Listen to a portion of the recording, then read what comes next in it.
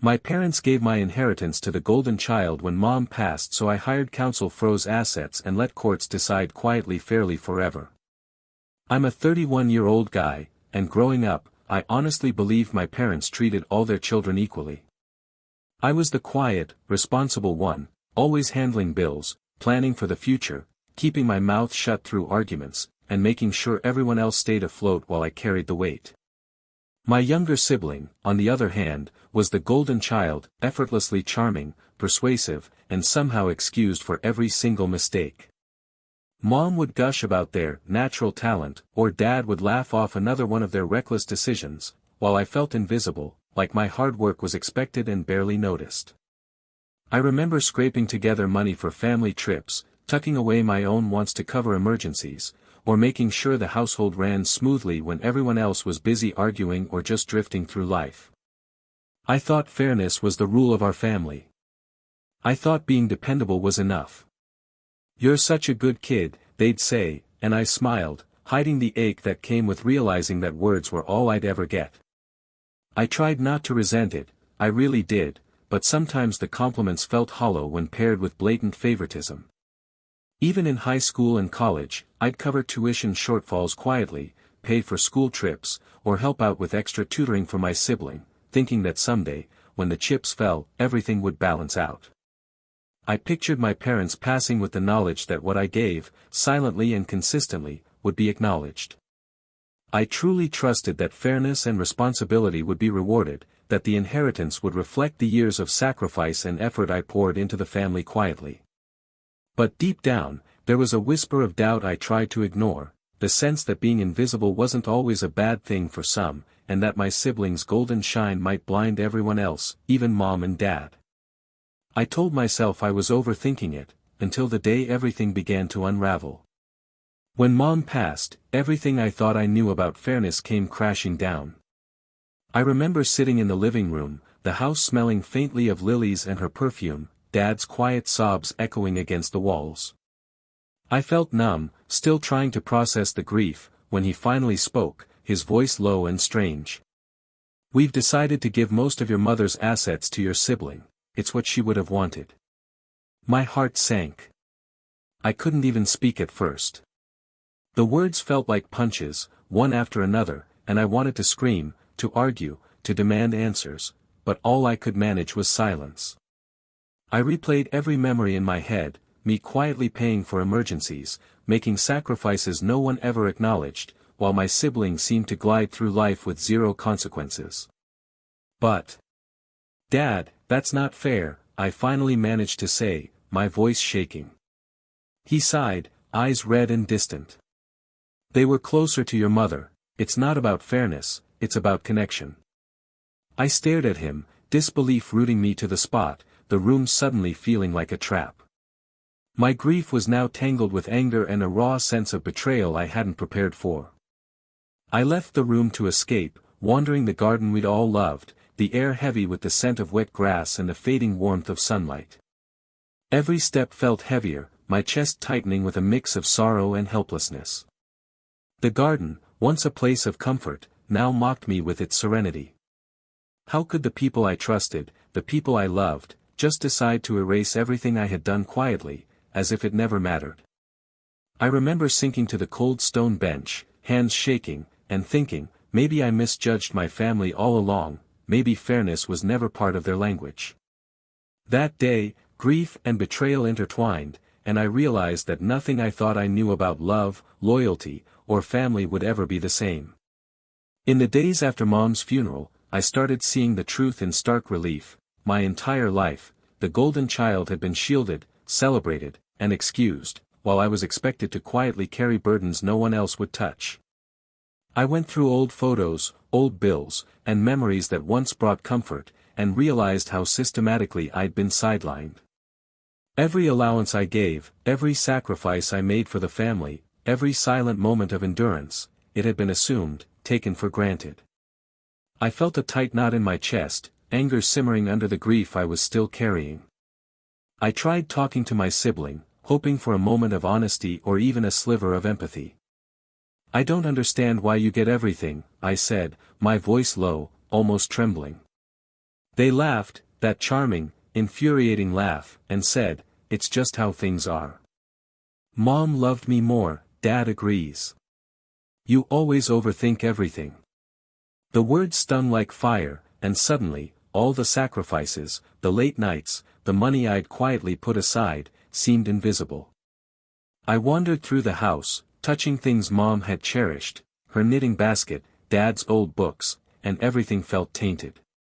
The kitchen smelled faintly of coffee she'd brewed the morning she died, the sunlight spilling across the counters like it didn't care. It hit me then, the unfairness wasn't just financial. It was emotional, generational, woven into the very way my family operated. I realized I had been the family's invisible backbone, the one who fixed everything and stayed silent while the golden child thrived. And now, when it counted the most, that invisible labor meant nothing. I sank onto the couch, feeling smaller than I had in years, knowing the fight for fairness wasn't just about money, it was about respect, recognition, and reclaiming a voice I didn't even realize had been silenced. I looked at the papers Dad left on the table, the estate documents neatly stacked, and my stomach dropped. I might have to fight for what's mine, and I've never been in this kind of fight before.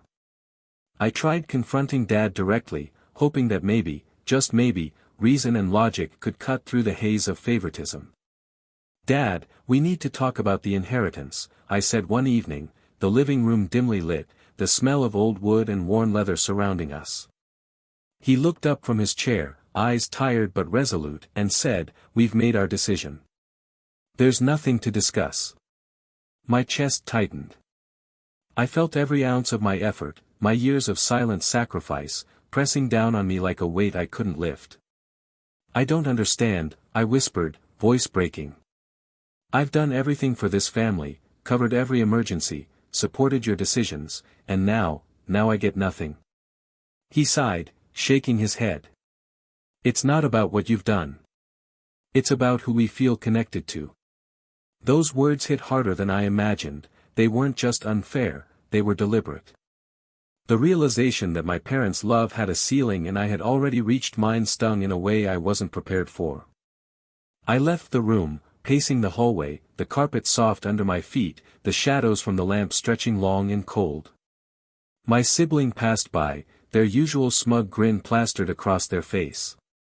"Don't take it personally," they said lightly, tossing a magazine onto the couch as if the conversation hadn't happened. I clenched my fists, wanting to shout, to scream, to throw something, but instead I turned away, swallowing my rage. I realized that confronting them emotionally hadn't worked. Reason, fairness, and decency didn't matter here. I felt powerless, trapped in a web spun by the very people I trusted most. And that was the first moment I understood, if I wanted justice, it wouldn't come from talking, pleading, or hoping. They had made their choice, and it was time I made mine.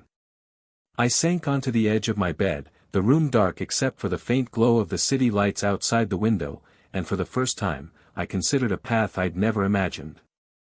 Maybe the only way to be heard is to stop hoping they'll ever listen. A week later, I was going through the estate documents again, trying to make sense of the numbers, when I noticed something that made my stomach drop. Hidden accounts. Assets tucked away in places my parents hadn't mentioned. I stared at the screen, heart hammering, my hands trembling. There it was, proof that the inheritance might not be as final as Dad had made it seem. My mind raced, if this information got into the right hands, if I could act strategically, maybe there was a way to make things right without yelling, without creating more chaos. I remember pacing the living room, the carpet rough under my feet, sunlight spilling awkwardly through the blinds. I kept running scenarios in my head, weighing each option carefully. Every instinct screamed caution, but every fiber of me burned with the need for justice. That afternoon, I made the call, I hired a lawyer. I didn't want drama. I didn't want public fights or shouting matches. I wanted fairness, and I wanted it quietly, methodically.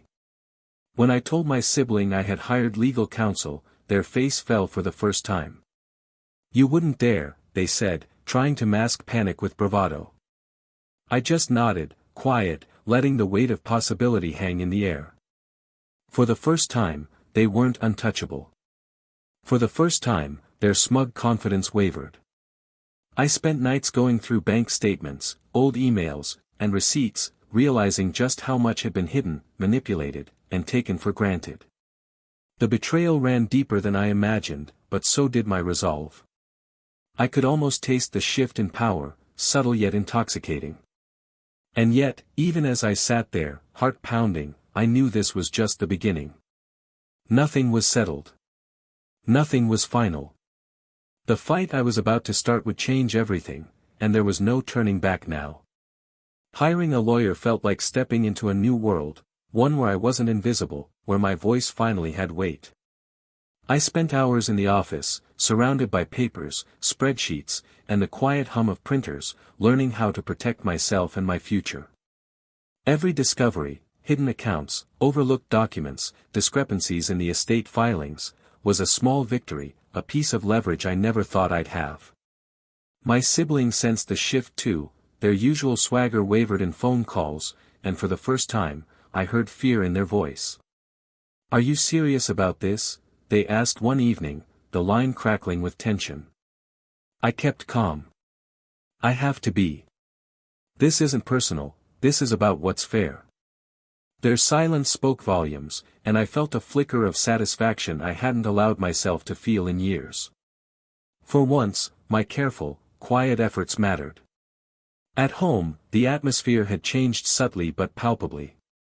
Dad avoided eye contact, muttering vague excuses when we spoke, while my sibling became restless, snapping at small things and trying to assert dominance that I no longer acknowledged. I could feel the balance of power beginning to tip, not because I was loud or dramatic, but because I was prepared, methodical, and unwilling to back down. Late nights were spent poring over statements and documents, the soft glow of the desk lamp casting long shadows across the walls. Every click of the mouse, every highlighted line, was a reminder that I was taking control, reclaiming agency over the part of my life that had been stolen quietly for years. And yet, even with progress, I felt the weight of what was coming. The road ahead was long, emotionally exhausting, and fraught with confrontation I couldn't predict. I leaned back in my chair, staring at the ceiling, and whispered to myself, "This is just the beginning, and I can't afford to falter now." The more I dug into the legal side, the more the emotional toll hit me. Family dinners felt like walking through a minefield, the air thick with unspoken tension. Dad barely spoke to me, muttering curt responses when I asked simple questions about the estate. My siblings' usual charm was replaced with thinly veiled hostility, every glance, every smirk felt like a challenge I couldn't ignore. I tried to stay composed, reminding myself that this wasn't about winning arguments at the table, it was about securing fairness in a world that had quietly dismissed me for too long. "Don't make this ugly," my sibling snapped one night, throwing a fork down during dinner. I stayed silent, letting the words pass without reaction, my chest tight but controlled. I realized that letting them lash out only exposed how scared they were of what was coming. That scared, fragile energy gave me a sense of quiet satisfaction I hadn't felt in years.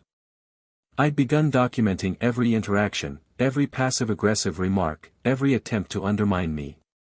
The lawyer and I went over statements, bank records, and emails, slowly building a case that wasn't fueled by anger but undeniable evidence. The more I organized, the more I felt empowered, even though emotionally, the days felt heavy. I had moments of doubt, wondering if I was being cold or calculating, but the injustice I'd lived with for decades pushed me forward relentlessly. Some nights, I'd lie awake, the city lights spilling through my blinds, replaying memories of Mom's smile, Dad's dismissive glances, my siblings' careless laughter. I realized how much pain had been normalized, how much resentment had been bottled up inside me. And yet, I also felt a flicker of hope, justice was quietly on its way. But even as I planned and prepared, I knew the next steps could make or break everything. The calm before the storm felt heavy, and I had no idea just how far my sibling would go to protect what they thought was theirs. It hit me like a punch one night, the full weight of what I was up against. Dad called, voice tight, accusing me of tearing the family apart. "You're being selfish," he said, and I could hear my sibling whispering in the background, probably egging him on. My chest tightened, and for a moment, I felt smaller than I had in years. Every ounce of energy I'd put into staying composed, into quietly building my case, felt like it might crumble under their combined weight. I sank onto the couch, the fabric rough beneath me, and let myself feel it, the hopelessness, the betrayal, the exhaustion. I'd been loyal, responsible, and patient for decades, and now I was being painted as greedy, as someone who couldn't let go. The tears came quietly at first, then in waves I couldn't control, my hands trembling as I clutched the legal documents that had become my lifeline. I thought about Mom, about all the sacrifices I'd made, and wondered if she would have recognized me now, broken and doubted by the very people I had loved most. The next day, the passive-aggressive barbs at home escalated. My sibling tossed a dinner plate with more force than necessary, huffing, "You'll never be satisfied, will you?" I stayed silent, letting the anger simmer under my skin, the room heavy with tension. The unfairness of it all pressed down on me, the realization that my parents' choices weren't just unfair, they were designed to make me doubt myself. I remember walking outside, the night air cold and sharp, the distant hum of traffic a dull echo, and thinking I might be in over my head. Every instinct told me to give up, to walk away, to accept that some people would never see fairness or decency. But something inside me refused to bend. I looked at the stars through the bare trees, the sky dark except for pinpricks of light, and whispered to myself, "I can't stop now. I have to see this through, no matter what it costs." Weeks passed, and the legal momentum started to shift. My lawyer uncovered inconsistencies in the estate filings, hidden accounts that hadn't been reported, and transfers that didn't add up. Each new discovery was a surge of adrenaline and validation. I wasn't imagining things, and I wasn't overreacting. My sibling began to notice the change too, subtle tension rippled through our interactions. Phone calls that were once confident and teasing now carried a thin edge of panic. One evening, my sibling confronted me, pacing in the kitchen, voice shaking despite the bravado they tried to maintain. "You think you can just take it all?" they demanded. I stayed calm, leaning against the counter, the smell of dinner still lingering in the air, the quiet hum of the fridge the only background sound. "I'm not taking anything," I said evenly. "I'm just making sure what's mine, and what's fair, is recognized." The words hung heavy between us, heavier than any argument we'd ever had. At home, Dad avoided any direct conversation, muttering excuses when I asked questions. Even small interactions felt like walking on eggshells, every glance, every sigh, every carefully chosen word carried weight. Yet, quietly, I felt empowered. The evidence, the documentation, the strategy, it wasn't about winning or losing at this point. It was about shifting the balance back to reality, back to fairness, and letting the facts speak louder than favoritism ever could. Late nights were spent reviewing emails, bank statements, and old family records, the soft glow of the desk lamp casting long shadows across the walls. Each document, each highlighted line, strengthened my resolve. For the first time in years, I wasn't just a bystander to my family's dynamics, I was an active participant, and the power was slowly tilting in my favor. And yet, even as I organized, planned, and prepared, I knew the court battle wasn't over. My sibling wouldn't go down without a fight, and neither would Dad. The storm was coming, and I was ready, but I also knew it would test me in ways I couldn't yet imagine. The first cracks in my siblings' confidence were subtle at first, almost imperceptible, but I noticed them everywhere.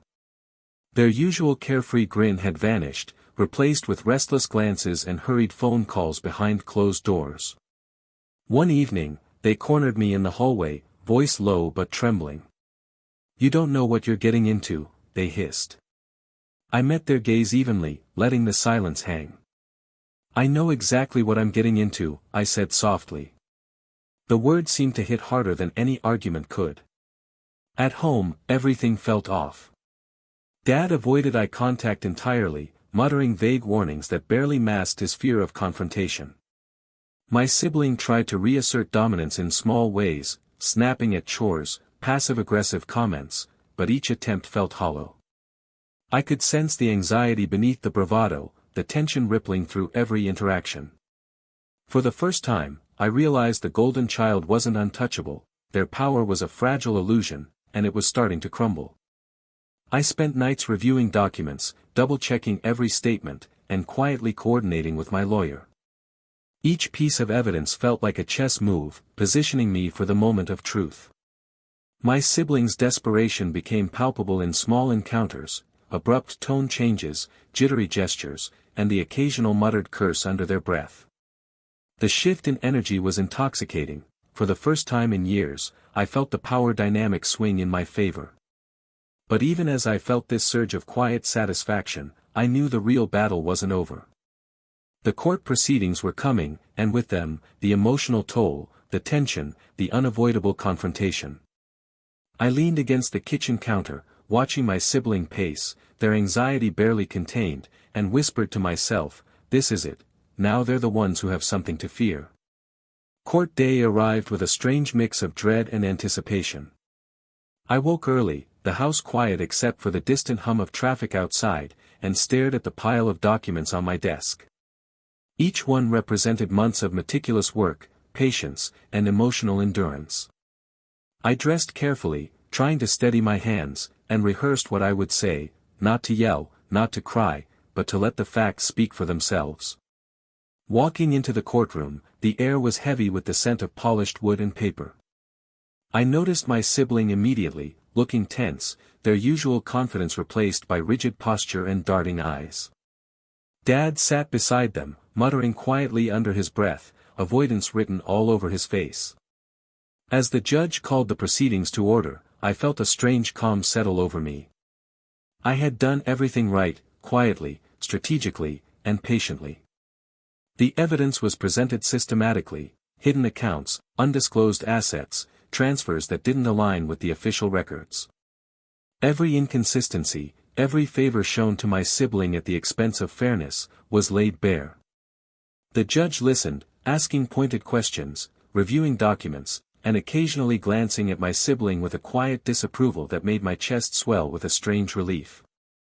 My sibling's face went pale in certain moments, their bravado collapsing under the weight of truth. When the decision came, the relief was almost surreal. The judge ruled for an equitable division of assets, enforcing fairness through the law, and ensuring nothing could be hidden or misappropriated. I felt a surge of quiet triumph, not gloating, not vindictive, but pure validation. The golden child, who had thrived for decades on charm and favoritism, finally faced the consequences of a system that now demanded fairness. Walking out of the courthouse, the air felt lighter, the city buzzing around me like a quiet celebration.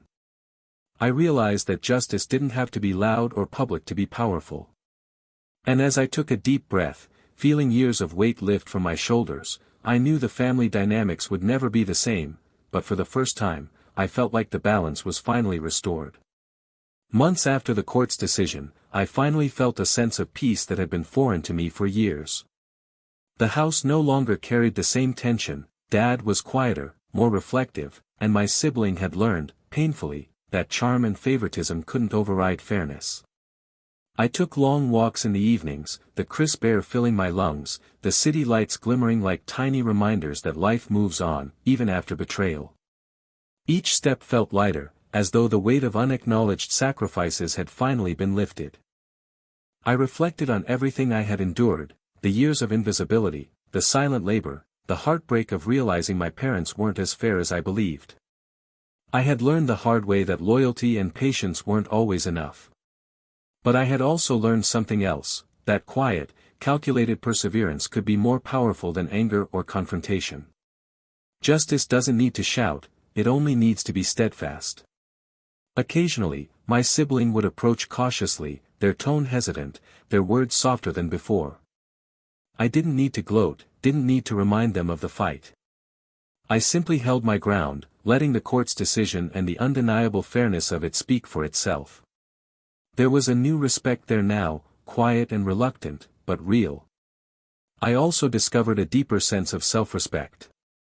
I didn't just reclaim a financial inheritance, I reclaimed my voice, my dignity, and my power within a family that had long dismissed me. I learned to navigate my relationships on my own terms, to assert boundaries calmly, and to let the law, and my principles, do the heavy lifting. Sitting by the window one evening, sipping tea as the sun set behind the city skyline, I realized something profound. The golden child still existed, but I no longer measured myself against them.